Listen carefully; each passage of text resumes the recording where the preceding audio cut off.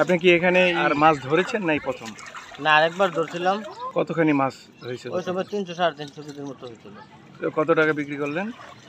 বিক্রি করছিলাম আপনার 35,000 টাকা। কোথায় এটা বিক্রি করছেন? চিটাগাং রোড।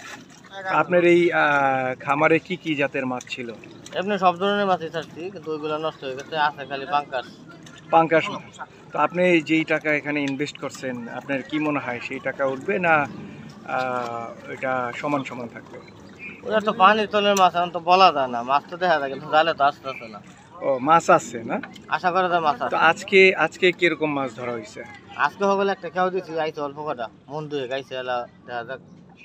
মন দুয়েক আসলে তো আপনি এই যে গাড়ি দিয়ে নিবেন, সেটাতে তো ভাড়া ঠাড়া সবকিছু মিলে আপনার তো পোষাবে না।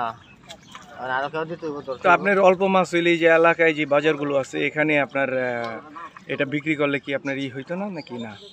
এখানে তো আর এরকম বেচা যায় না এলাকার ভিতরে, মানে 2-3 মণ। বুঝছি, মানে 2-3 মণ মাছ বিক্রির মতো এদিকেই নেই না? ওইটা 2-3 মণ বেচা যাবে, কিন্তু বেশি বেচা যাবে না। আপনার এই খামারের অভিজ্ঞতা কি এটাই প্রথম না এর আগে করেছেন? এই প্রথম। তো এই আপনি তো দেখি এখানে যা কিছু করেন সবকিছুই আপনার খুব সাফল্যতার সাথে হয়। এখানে মাঝে মধ্যে দেখি সবজি গাছ করেন, সেটাও খুব সাফল্য অর্জন হয়, এবং গরু লালন পালন করেন, সেটাও সাফল্য হয়। এটার পিছনে আপনার কি মানে ভালো লাগে করি, আবার নিজের বাজারের দোকান আছে, টেলার্সের দোকান।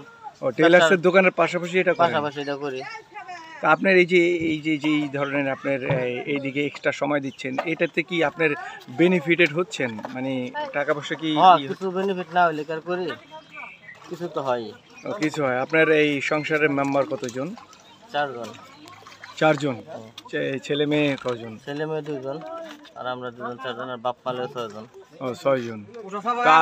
আপনার বাবা কি করেন? বাবা পেশায় বীর মুক্তিযোদ্ধা, বর্তমানে কিছু করে না। আচ্ছা, তো বয়স হয়ে গেছে না? এই 75-80 বছর হয়েছে।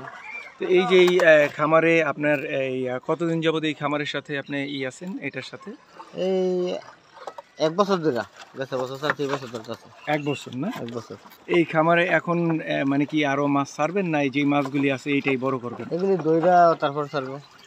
এই যে মাছগুলো আছে সেগুলো ধরবেন, তারপরে আবার নতুন করে ছাড়বেন? নতুন করে ছাড়বো। আপনাকে অসংখ্য ধন্যবাদ। আপনার থেকে অনেক তথ্য পেলাম, আপনার নিজের সম্বন্ধেও জানলাম। ভালো থাকবেন। আসসালামু আলাইকুম।